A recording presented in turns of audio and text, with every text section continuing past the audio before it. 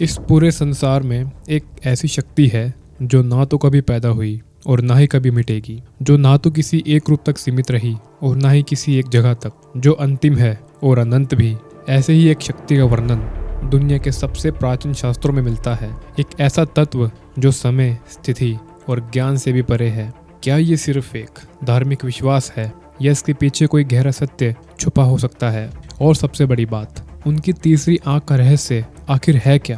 क्या ये सिर्फ एक कहानी है या इसके पीछे छुपा कोई गहरा राज? तो दोस्तों, आज की इस वीडियो में हम महादेव का वो सत्य जो दुनिया के सामने आज तक नहीं आया, उस गहरे राज का पता लगाने की कोशिश करेंगे। निर्णय भी मैं, शांति में और समस्त शांति भी मैं ही ब्रह्मा, मैं ही नारायण, मैं महादेव हूँ।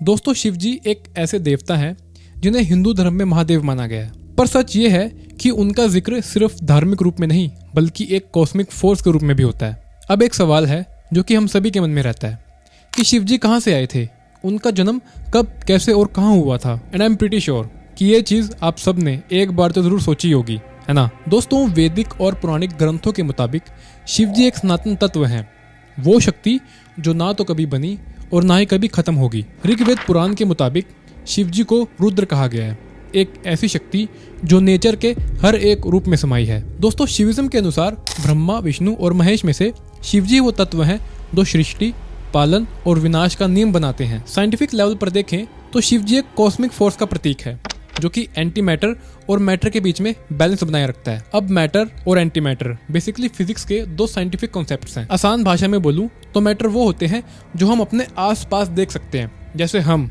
ये धरती, ये टेबल, ये कैमरा, पेड़ पौधे, वो सब कुछ। अब एंटी मैटर इसका बिल्कुल उल्टा वर्जन होता है। इसमें भी पार्टिकल्स होते हैं लेकिन उनका चार्ज अपोजिट होता है। जैसे इलेक्ट्रॉन नेगेटिव होता है जनरली। अगर ये वीडियो कोई साइंस का बच्चा देख रहा होगा तो वो ज्यादा अच्छे से बेटर अंडरस्टैंड कर पाएगा इस चीज को। अब एंटी मैटर में जो एंटी इलेक्ट्रॉन होता है वो पॉजिटिव होता है, मतलब वो पॉजिटिव चार्ज कैरी करता है। एंड मैटर और एंटी मैटर का यही बैलेंस पूरे यूनिवर्स को चलाने में हेल्प करता है। वैसे ही जैसे शिव जी इस पूरी सृष्टि का बैलेंस बनाए रखते हैं। अब एक और सवाल खड़ा होता है कि क्या वाकई शिव जी इंसान थे? कुछ साइंटिफिक थ्योरीज ये कहती हैं कि शिव जी एक प्राचीन महायोगी थे जो हिमालय में तप करती एक एडवांस सिविलाइजेशन के गुरु थे। इंडस वैली सिविलाइजेशन में भी शिव जी की एक मिलती जुलती इमेज मिली थी जो कि पशुपतिनाथ के रूप में दिखाई गई है। अब क्या ऐसा हो सकता है कि शिव जी एक एडवांस योगी थे जो कि समय से भी परे थे? आपको क्या लगता है? दोस्तों, शिव जी की तीसरी आंख का जिक्र मोस्टली हर जगह होता ही है, पर क्या सच में ये कोई आंख है या कुछ और?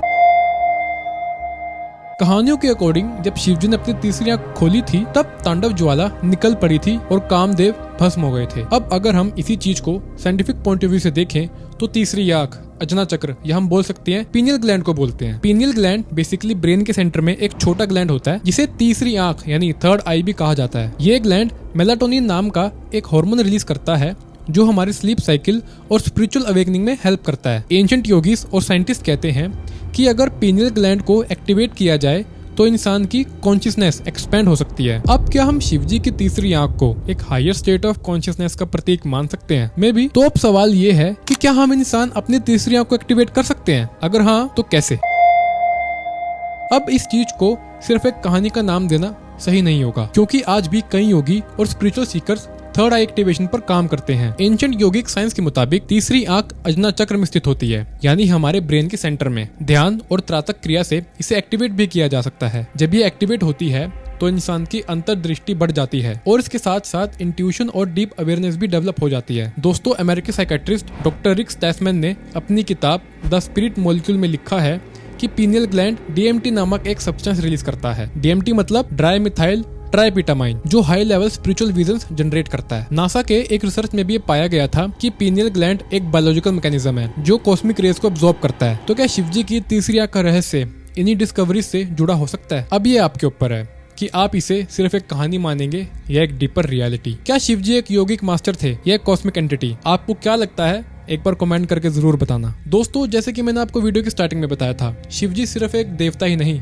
बल्कि एक कॉस्मिक बैलेंस का तत्व है जो समय से परे है और प्रकृति और दिव्य शक्ति का प्रतीक है। उनकी तीसरी आंख सिर्फ एक मिथ नहीं बल्कि एक ऐसा ज्ञान है जो आज भी साइंटिफिक और स्पिरिचुअल दुनिया में एक्सप्लोर हो रहा है। तो दोस्तों आज की इस वीडियो में सिर्फ इतना ही। अगर आपको वीडियो अच्छी लगी और आपको लगा कि वीडियो इन्फॉर्मेटिव थी, आपने कुछ सीखा नया, तो वीडियो को लाइक कर देना, शेयर कर देना और अपना प्यारा सा कमेंट भी कर देना। तब तक के लिए राम राम।